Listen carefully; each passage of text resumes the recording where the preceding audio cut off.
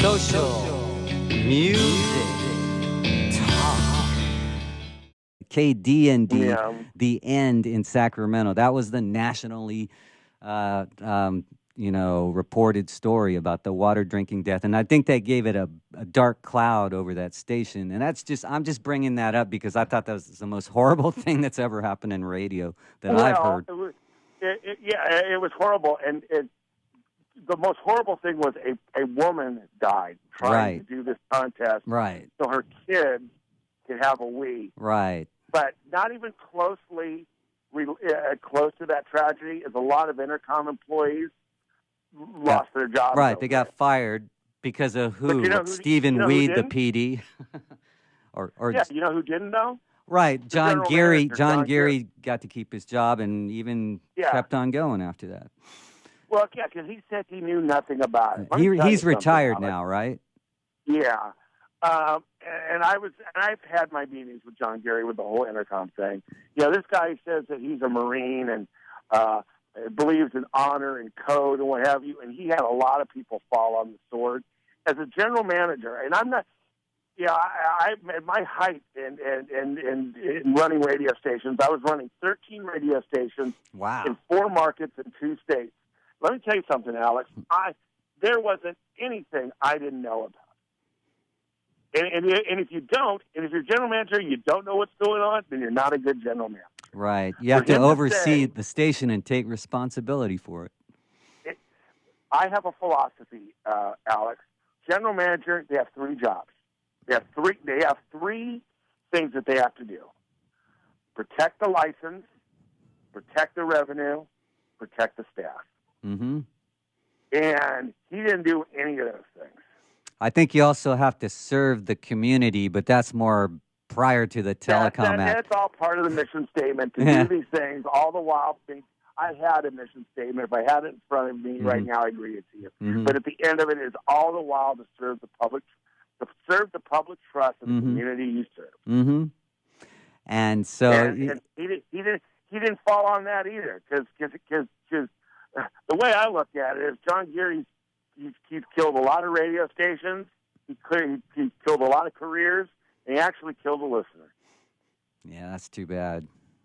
I mean, it's almost as bad as Clear Channel's thing where they had back in the early 2000s, a listener got killed in an ambush to see Britney Spears, who turned out to be the fake Britney Spears. Do you remember that story? Oh gosh, I remember hearing that story. Yeah, that was pathetic. I used to send out a memo as a general manager to all my radio stations on April Fool's Day. And I was adamant. The radio station is not to do any April Fool's jokes. Cool. Because I think it just sets you up. One, at the end of the day, it pisses off your listeners. Mm-hmm. What do you gain out of it? You're not. We're flipping the format today. Yeah, all that nonsense. Yeah. There's been a lot of radio stations that have done a lot of April Fool's jokes, and I don't think any of them were good. I agree with you. It's usually not good. I don't know if it's ever been good. No. It's always been stupid stuff that disrupts the community. Yeah, it's not necessary. And I remember a thing that you had once said, Alex, that I kind of always liked, and it stuck with me to this day. When you have a radio station, don't talk about other radio stations. You need to pretend like you're the only station on the dial. And even Howard Stern in Private Parts, he goes, you know what? I vow I will never lie to my audience. That whole scene where he's talking about how there was a department store, and him and his family, he was reading a live liner, and him and his family have been shopping at this department store for years and loved it, and then he finally finds the cue card and he goes, and they're having their grand opening this Saturday. He goes, I just found I just lied. I just lied to my audience because you know what? I'm never going to do that again. Wow. Howard Stern said that? Yep. It's in his movie. Private. Oh, right. Okay. Yeah. Yeah, I don't think it's cool to lie or to create chaos or to just try to, all for the sake of ratings. Yeah. I mean, you're there to serve a community. You're not there to just suck money out of a community and take advantage of them.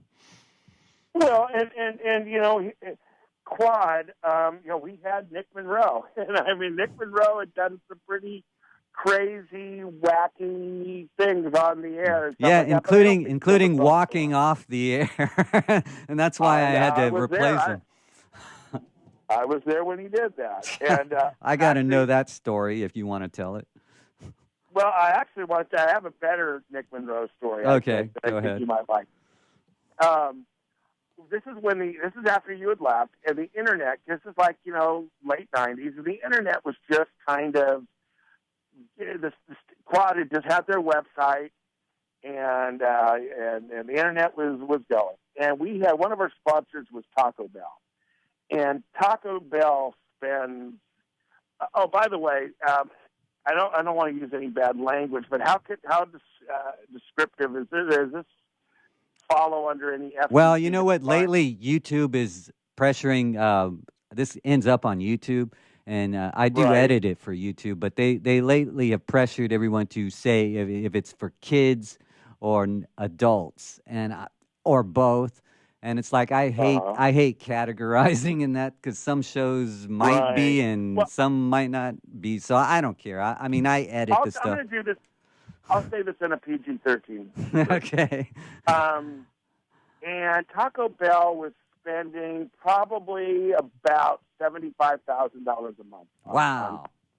Yeah, it was. It was. Yeah, it was about $225,000 a quarter. Wow. And Steele and Associates, that was the advertising agency. And I get a call. They were probably our biggest sponsor at the time. Mm-hmm. I get a call from Steele and Associates saying they're going to have to cancel their buy with us. And I'm just like, what? What are you talking about? And they go, well, your DJ, and this is actually a good segue from Howard. You have a DJ that did something very inappropriate that Taco Bell cannot be associated with. And I said, what are you talking about? And he goes, well, it was something on your website and one of your DJs. And in the back of my mind, I'm going, please don't be Nick Monroe. Please don't be Nick Monroe.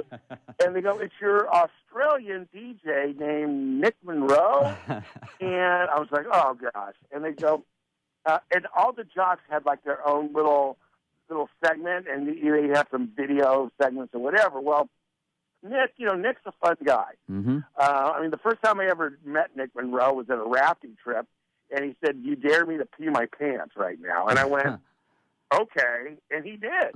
I never heard that. He has a video. Him, some friends went up to Lake Tahoe, and he took a tortilla and rolled it and put it in a part of his body, and a deer came and ate the tortilla. Oh my God! And there was photography, photographic evidence. No way. Yeah, it was. And I go, "There's no way he did that. No way." And I'm on my computer. I'm looking. I'm like, "Oh well, I guess he did." And I go, "Well." My only comeback was, because then, the burger wars, I go, well, at least it was a tortilla, thinking, Taco Bell. That didn't go over, so the money that happened was, and I later found this out when I went to go work for CBS, they shifted the money to KXOA, which at the time was Howard 93.7. Mm-hmm. And they got the balance of our money for the quarter. Wow. Wait, what format were they? They were Howard Stern. They would do Howard Stern in the morning. Yeah, they'd play rock during the week, and then Best of Howard Stern in the week. Right, but they were even kind of alternative rock almost, right? Little bit, yeah. Well, I find out that that's where the money went, and I called them up, and then at the time Ron Bunce was the program director. Right. And believe me, I'm livid. The station just lost probably $150,000, and we don't know if we're going to get on future buys. And at the time, we were one of the top stations in the market. Mm-hmm. 18 to 34. And I go to Ron Bunce's office, and I said, Ron, as program director, you're not only this is a new era that we're in with the internet. You're not only responsible for what goes on over the air, but you're responsible for the website and what content that we have on that website. And Ron was equally. He was upset. We called Nick Monroe in the office. He's upset. I finally find out that the money went to, and this is when Howard Stern was getting all these fines from the FCC. Right. This was at the height of his. I go to see him. That's right after the Janet Jackson Super Bowl thing, right? With Justin Timberlake. Yeah, it was around that time. Yeah. And I finally went to this, and I said, "Listen, you're taking money away from the number one radio station, 1834, that your client Taco Bell is trying to attract." At that time, that station had it was still, it probably had some good ratings in the morning when Stern was on, but other than that, it was nothing. All right, it's automated, right? Yeah, it just didn't have numbers. And I said, "You're taking my money away for something that we didn't do on the air, for something we did on our website. And you're taking that money and you're giving it to a guy that talks about this stuff on the air every single day." And later, we lost, we probably at the end of the day, probably lost about $65,000. We got the money back. But I mean, that was, kind of one of my funny. But how did you get the money back? By doing what? I finally said it. You're taking my money away, the number one station, 1834, and you're keeping demographic over something that one of my DJs did on the website, on our website, not on the air. And you gave the money to a station who talks about that kind of stuff, even worse, on the air every single day. I'm curious, how much downtime was there from them not, advertising? And it was, I would say, about a month. Okay. A month. So then it was resolved. You resolved it from that conversation. Okay. Yeah. Well, that's interesting. And then 2003 is when the station, was acquired by Entercom. Correct. So then what's the story of you warning them that, you had meetings with them, right? Entercom? Well, some of this stuff I don't know if I really want to talk about. Oh, okay. We don't have to talk about it if you don't. That's really behind the scenes. I'm just curious for myself, but we could talk about it some other time. Well, there was some pretty underhanded stuff that was going on, and some people wanted me to kind of sell Ed out and give Intercom information, and that's part of the reason why I didn't come over when they sold. I wasn't playing ball with Intercom. Well, didn't my view? Didn't Intercom pick up some quad people, or did they fire everybody? Well, let's put it this way: they had some people that they picked up some people that were playing ball with them. They also picked up some people that weren't. But and I told some of the people involved, I said, we're going to learn more about the human condition of people in these next few months than we'll know for a lifetime. And I said, you do what you got to do. That's between you and your God. But I knew that they were just. I knew that they were just going to churn them and burn them. They were just using these people, and my integrity, Alex, is worth a heck of a lot more than keeping my job for a year. Well, that's good to hear. That's impressive. Social music.